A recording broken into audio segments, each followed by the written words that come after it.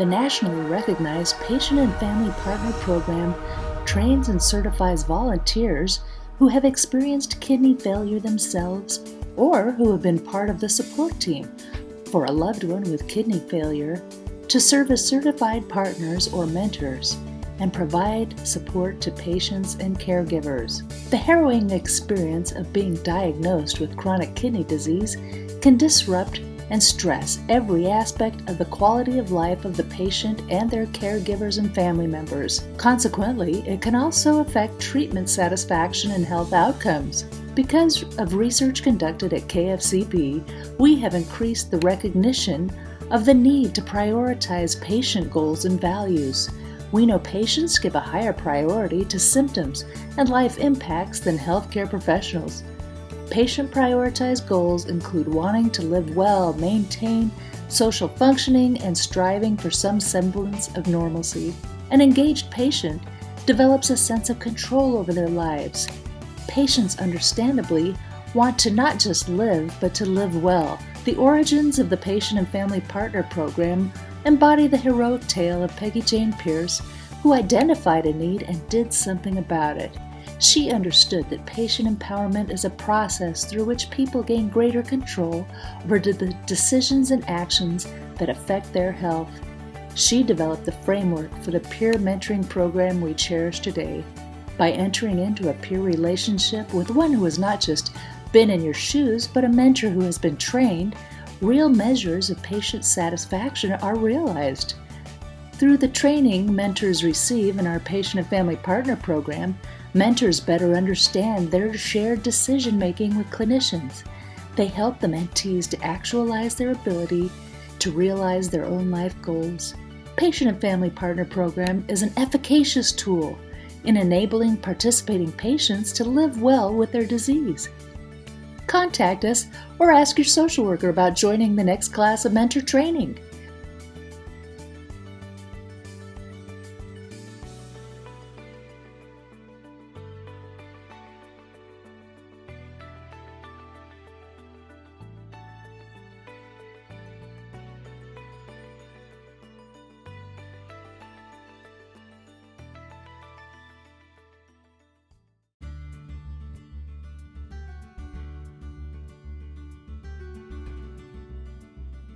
Hey, my name's Cinder Windemaker. I am on dialysis. I do HD at home. I really enjoy doing it. It's on my own schedule. It's on my own terms. And dealing with kidney disease, I've been dealing with it since I was about 7 years old. I got a transplant from my mom, but it didn't take. So I was on dialysis for a few years when I was a child. I got my second transplant when I was 11, and that lasted about 19 years. So for the past almost 5 years, I've been back on dialysis. It's been a rough ride. It's been a long road. I really do struggle with the control it has over my life. Only because I felt like I was so healthy for so many years. And also dealing with kidney disease while you're a child, I feel is so much different than dealing with it now that you're an adult. When you're an adult, you have to work, you have responsibilities, and things don't always go your way. But you just have to be positive and stay positive. I've had a lot of ups and downs in my life. I'm only 33 years old and I feel like I've lived 100. I was recently, a couple years back, in a car accident, messed myself up pretty bad, but I healed. I got over that. I've had multiple surgeries with fistulas and grafts, but I'm still here, I'm still alive, and I live my best life. I try to stay active. I love to hike, I love kayaking, I love camping. I'm camping in a tent, getting, down dirty. I love to fish and swim. But I've also went skydiving, which was amazing. I've definitely never let kidney disease affect my life well, it affects my life, but I've never let it get me down to the point where that I've had depression or anything. I really never struggled with that, only because life is so precious, and there's a lot of things people take for granted, especially their health, and that's something I learned at a young age, was to live your best life, to live every day as it's your last, and have fun. And again, stay positive, guys.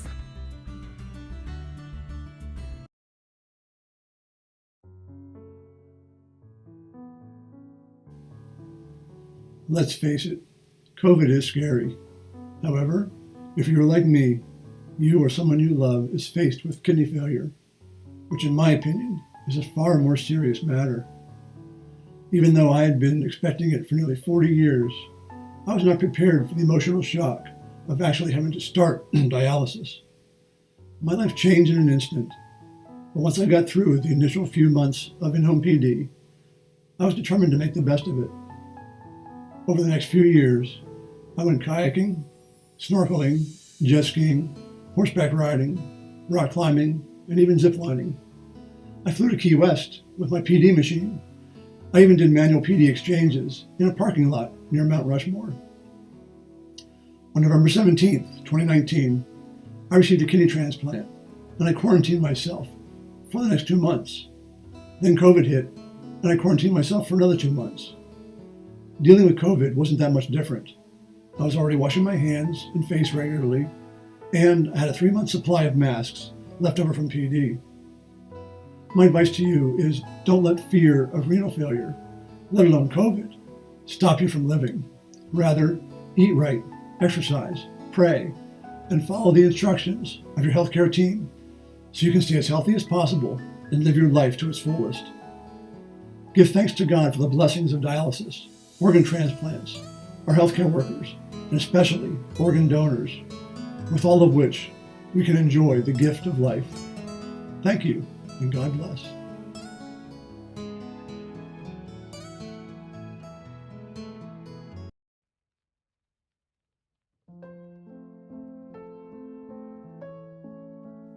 With the pandemic, I just was wondering, like, what kind of snacks would you say would be a good way to keep yourself healthy during this time? For snacking is, first of all, focusing on what you like. That's always the most important in my view.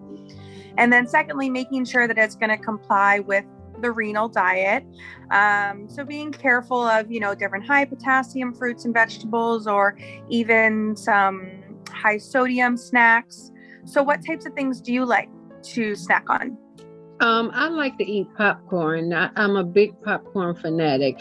And with me having like a nut, I'm allergic to nuts and I'm allergic to oranges. So I have to be careful with those type of things. So I pretty much stick to like apples and bananas and grapes and strawberries and watermelons. But my favorite go-to, like out of the fruit snack, is popcorn. Yeah, popcorn's a wonderful snack, especially if you can do just the plain kernels, that is air pop popcorn. That's generally going to be your best bet because it's going to be low in phosphorus. And then generally a nice way to flavor your popcorn, if sometimes you want to add a little bit of different seasoning, so it doesn't feel bland to you, because oftentimes you can purchase one that's flavored, but we know that those can be flavored with salt and often have added phosphorus. So one fun way that I like to spice up my popcorn is by adding any seasonings you have in the cabinet. So I'll tell you, I personally like cumin and garlic powder and a little bit of chili powder and maybe a little bit of black pepper, just to give it a little variation. And you can do either a little bit of oil or a little bit of butter, whatever your preference is, to help it stick a little bit better. And then it gives it a nice flavorful, way to vary it up for yourself. But I think, like you said, popcorn's a great low calorie snack as well. Okay. Thank you. You're welcome. Not a problem. I hope you enjoyed. And if you have further questions, I'm always here to help. Okay, I sure will. Thank you so much for answering all my questions. I appreciate you. Thank you.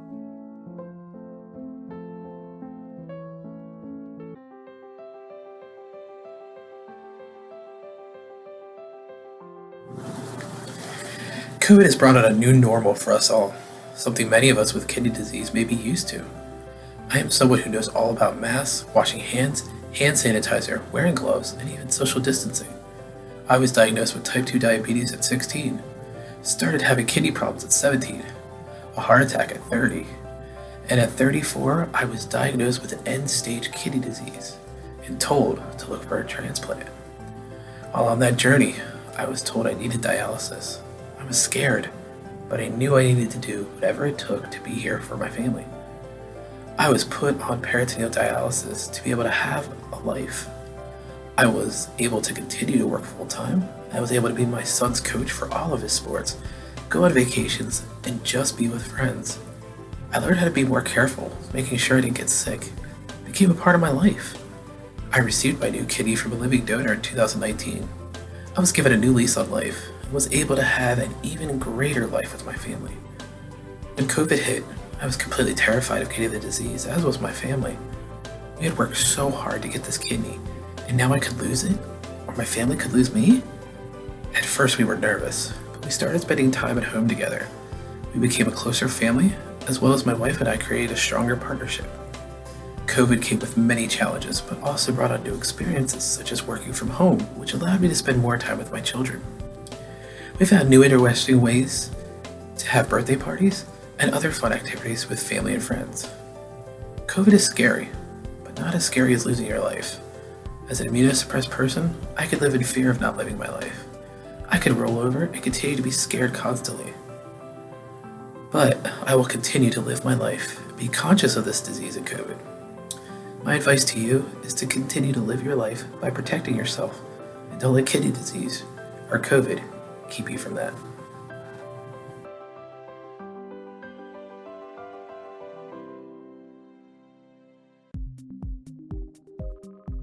Like the COVID, you have to keep your head clear and you have to just survive. And that's what I've been doing since March.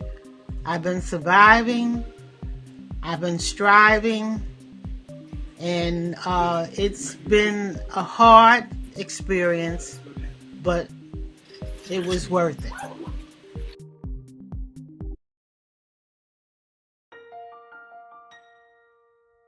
I have polycystic kidney disease.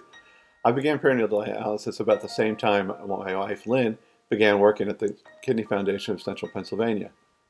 I spoke with another PD patient, Jim Kapp, on the phone about his adjustment to PD, which helped me with my transition to dialysis. Thankfully, I received a kidney from my son's prom date from 7 years earlier. I received that kidney on July 9th, 2019. My transplant took place in Philadelphia at the University of Pennsylvania. I took 6 weeks off from work to recuperate, and then I started right back into working full-time as a radiologist. We have been very nervous about the pandemic. Our sons who are in medical school were able to come home and do most of their coursework from our house almost for the whole year. I kept working at the hospital full-time, but luckily in my specialty I spend the majority of my time in a secluded area of the hospital. Nevertheless, I was very cautious with social distancing and wearing a mask. As a family, we still just attend church over Zoom. We have cherished the time with our family, and not one of us has contracted COVID. I was very fortunate to get my first COVID shot vaccine in December. I just received my labs, and my new kidney is doing great. I'm so grateful to have this gift of life, especially during this time of loss and fear. I pray everyone in our kidney community can stay safe and get the vaccine as soon as possible. Keep hope alive, everyone.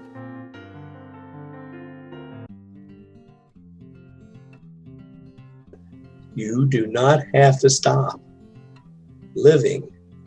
You have to change the way you live. In 2000, I had a stroke. My heart stopped beating for about 15 minutes. What I saw on the other side, I won. And I want it bad. I can't get it until I'm ready, or until he's ready, whatever. I can get part of it. Have you ever looked at a sunset? Really looked at it?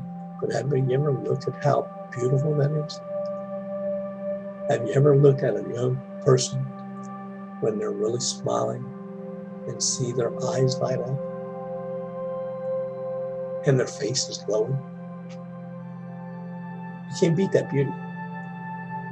If you have lived your life to the fullest of what you were intended to, then that's good. Del Wilburn wrote a poem called A Man in the Mirror. And what it said is that the only person you have to take and be able to face is that man in the mirror. You don't need the accolades from everybody else. You don't need that piece of paper saying you got a PhD or a diploma from high school. What you got to have is the approval of that man in the mirror.